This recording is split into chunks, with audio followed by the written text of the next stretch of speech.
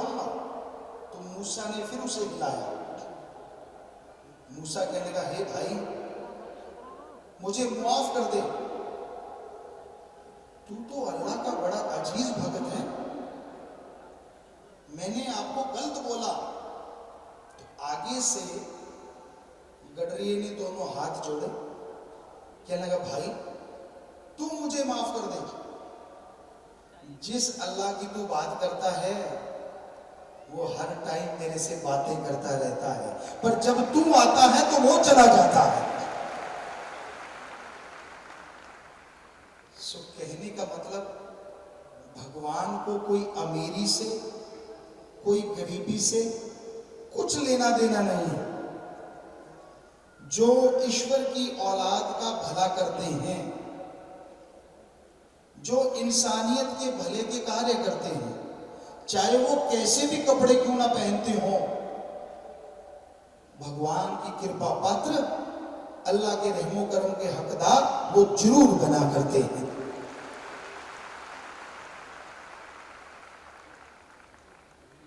एक बात है रूहानियत में, अगर पकड़ो तो,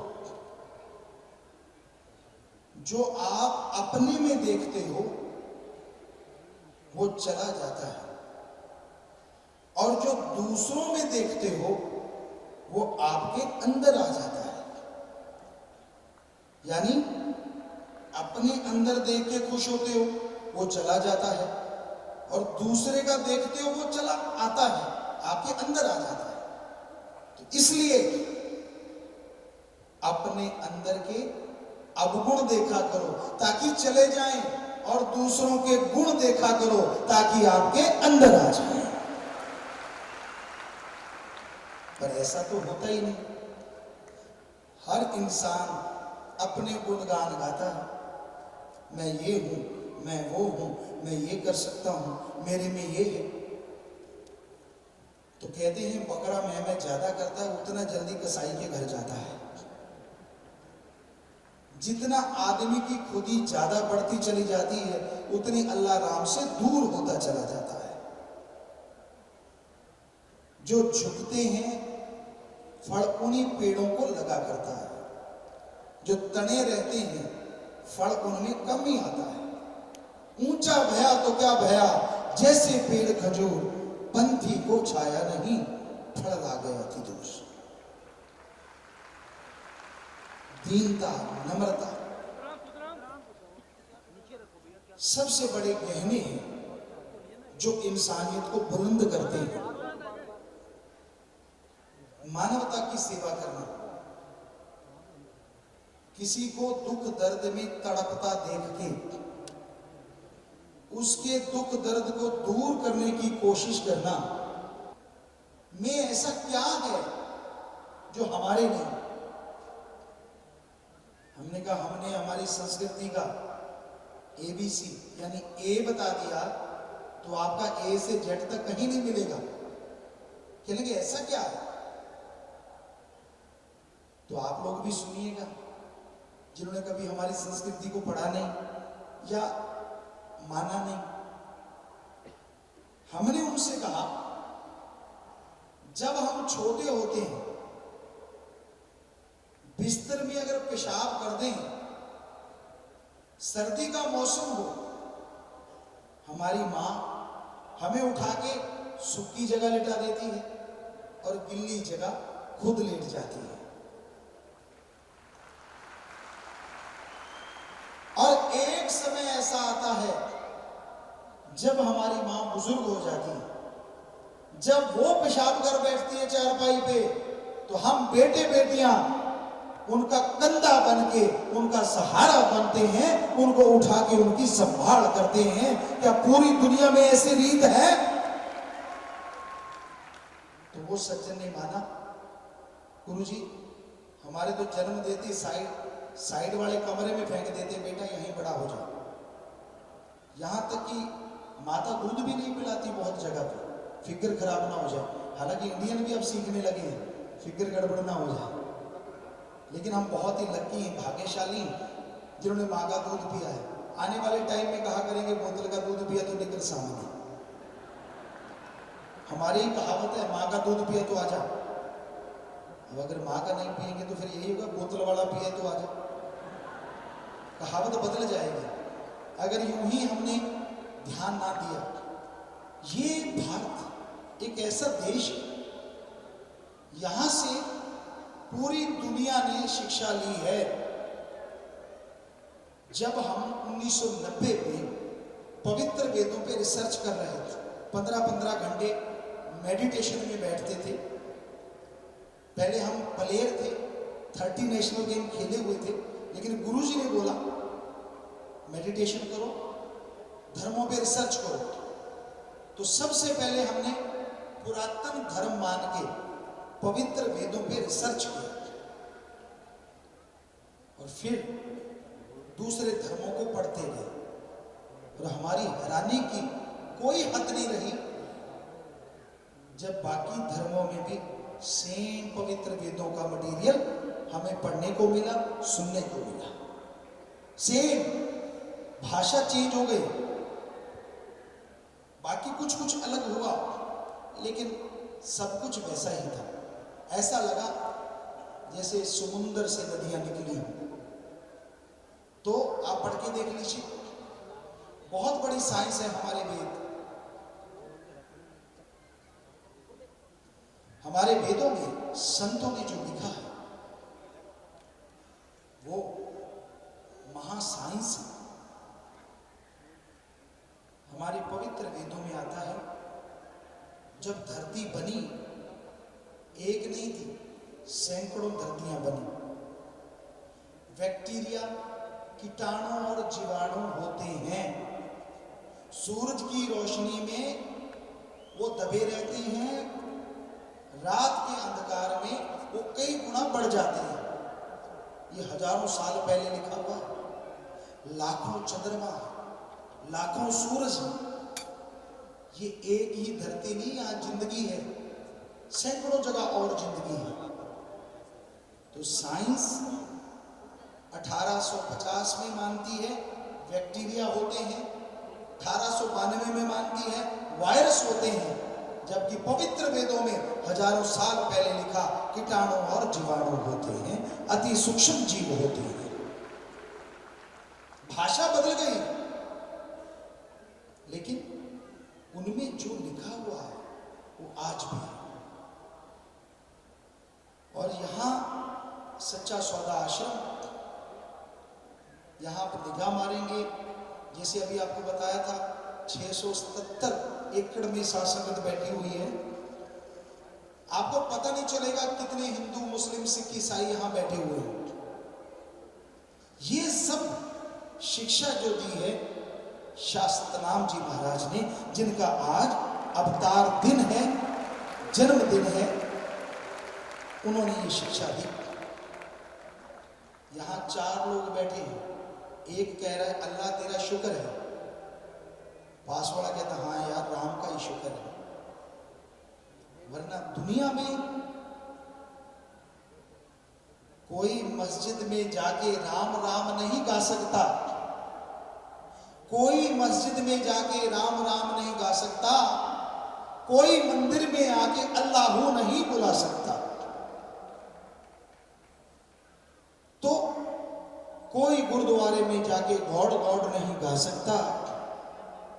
इसी तरह हर जगह पे एक कायदा है, एक कानून है। लेकिन यहां आज जो करोड़ों में लोग आए बैठे हैं, इनको पता है अल्लाह भी मेरा है, राम भी मेरा है, गॉड भी मेरा है, वाहिगुरु भी मेरा है।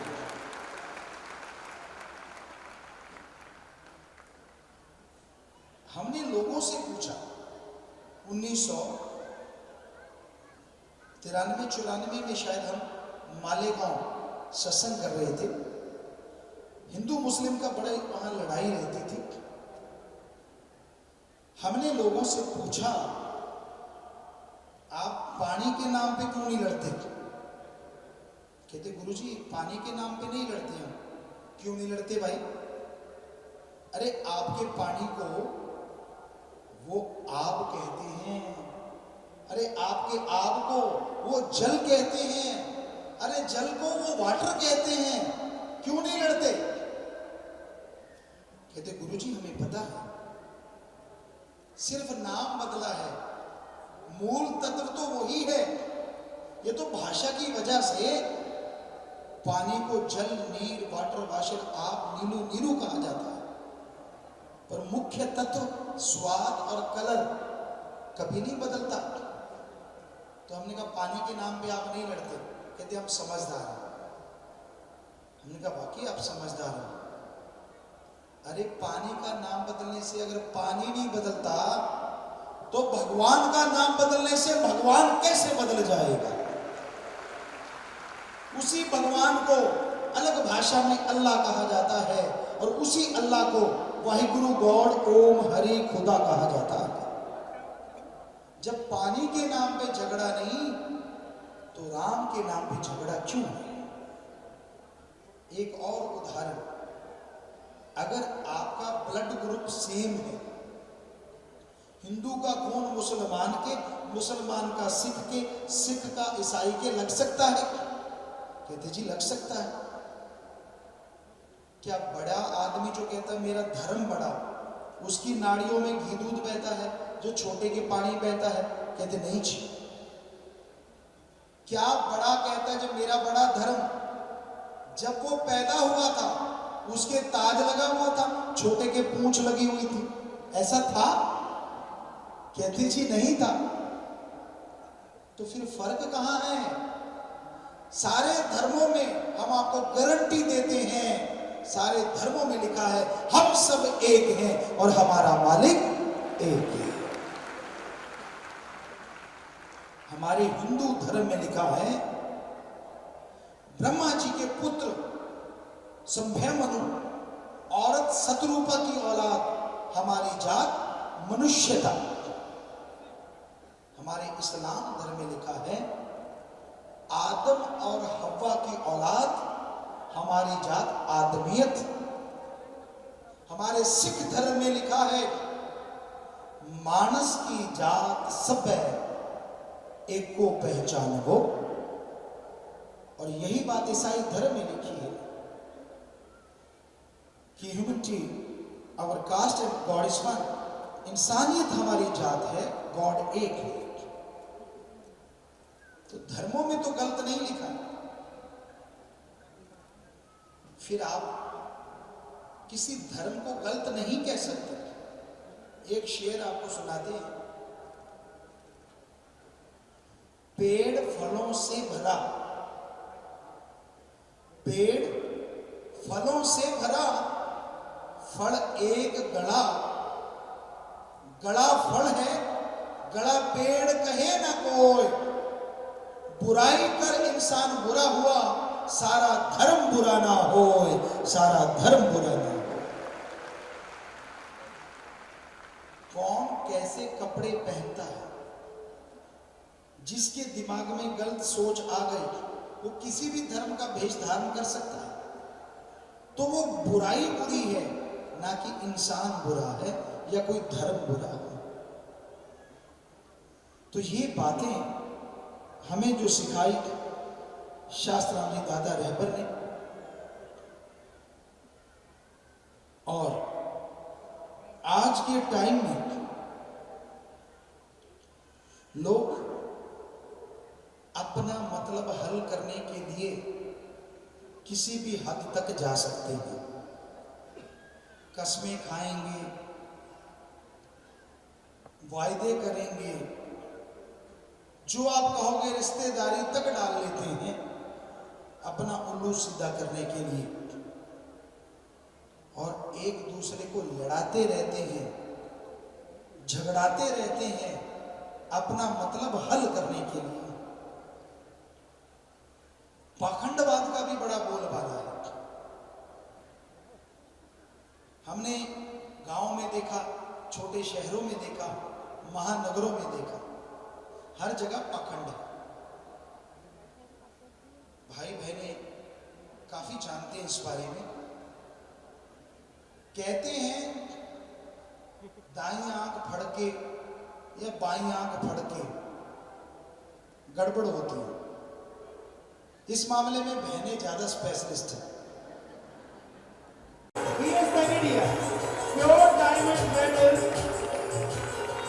सोने के मेडल में डायमंड चढ़वाकर इस खिलाड़ी की हौसला अफजाई करते हुए जूडो खिलाड़ी पूजन गुरुजी। अगले खिलाड़ी हैंडबॉल के खिलाड़ी हैं। ये साउथ एशियन गेम्स में जो कि ढाका में हुई 13 अक्टूबर को, उसमें इन्होंने गोल्ड